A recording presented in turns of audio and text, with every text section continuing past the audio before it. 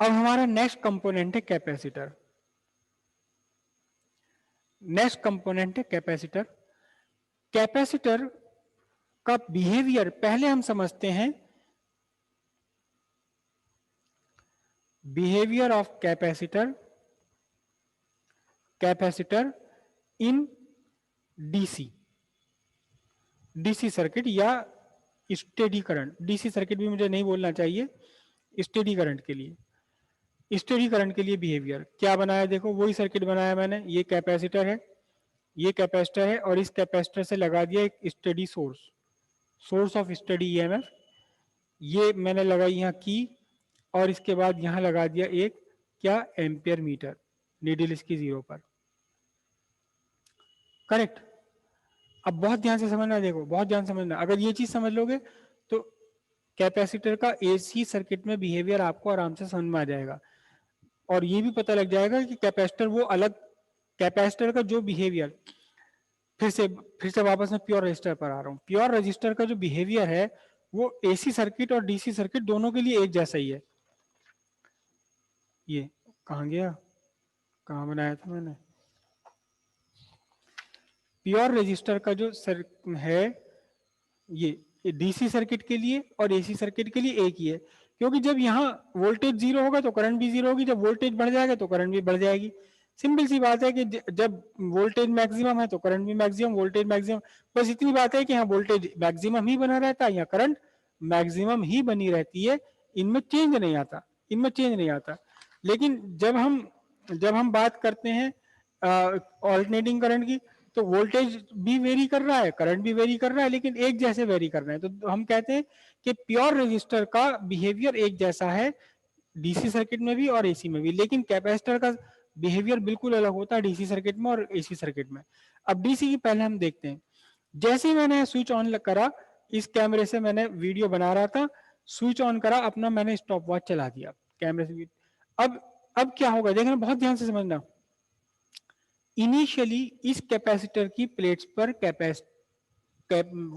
Charge 0 है, तो इसके अक्रॉस जो वोल्टेज है V इज इक्वल टू होता है Q बाय C। याद करो कैपेसिटर वाला lesson, Q equal CV, V equal Q by C। जब चार्ज 0 है तो वोल्टेज भी 0 है। अब यहां से करंट का फ्लो बना, करंट का फ्लो बना, और यहां पर चार्ज डेवलप होता चला गया, चार्ज यहां डेवलप होता चला गया, करंट का फ्लो बना, चार्ज यहां डेवलप होता चला गया। चार्ज डेवलप होने से क्या होगा, इस कैपेसिटर के अक्रॉस पोटेंशियल डिफरेंस बढ़ता चला गया, कैपेसिटर के अक्रॉस पोटेंशियल डिफरेंस बढ़ता चला गया। ठीक है।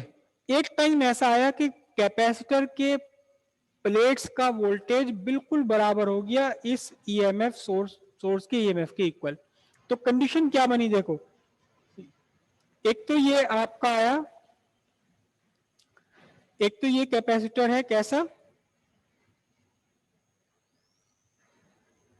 ये इनिशियल चार्ज कितना है यहां 0।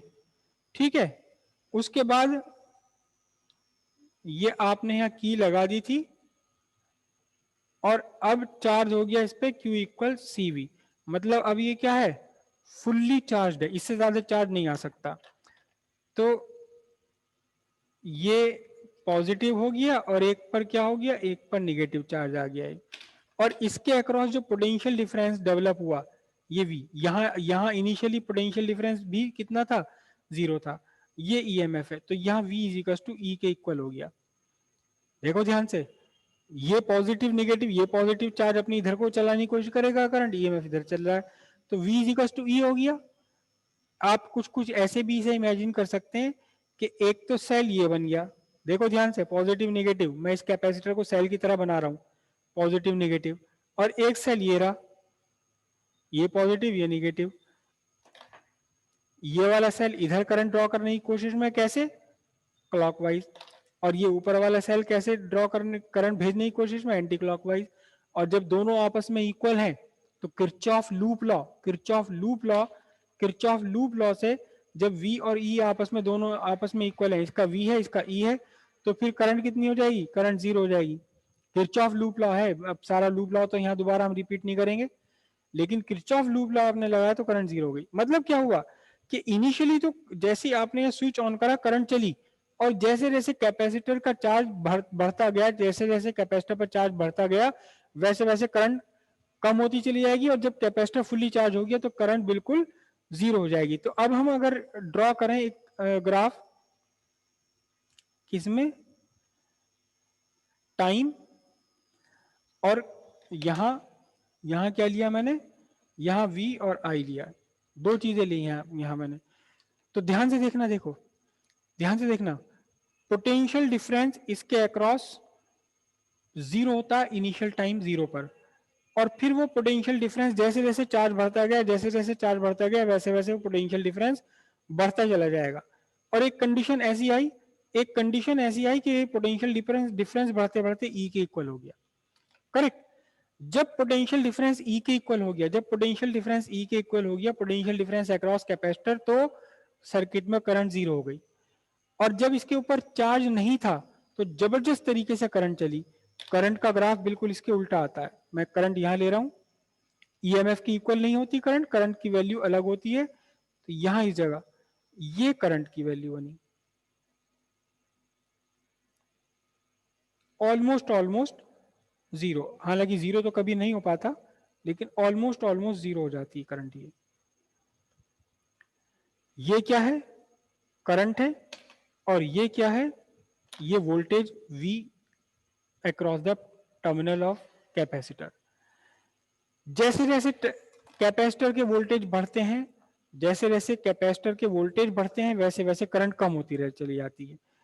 जैसे आपने स्विच ऑन करा, कैपेसिटर का वोल्टेज जीरो, करंट भयानक जबरदस्त करंट, कैपेसिटर का वोल्टेज बढ़ता गया, कैपेसिटर का वोल्टेज बढ़ता गया, करंट कम होती गई, करंट कम होती गई, और जैसे जैसे जैसे ही कैपेसिटर का वोल्टेज बढ़ते बढ़ते ईएमएफ की इक्वल हुआ वैसे करंट जीरो हो गई। मतलब क्या होगा, इस निडल में जैसे ही हम यहाँ स्विच ऑन करेंगे, निडल एकदम भयानक तेजी के साथ आगे जाती है और फिर वापस अपनी जगह आ जाती है। एकदम करंट चली बहुत तेज, और जैसे जैसे कैपेसिटर के वोल्टेज बढ़ते गए कैपेसिटर के वोल्टेज ईएमएफ के इक्वल हो गए, करंट वापस जीरो हो गई। तो ये बिहेवियर है किसका, प्योर कैपेसिटर इन स्टेडी करंट। ये ग्राफ किसके लिए बना है, ये ग्राफ बना है फॉर प्योर कैपेसिटर,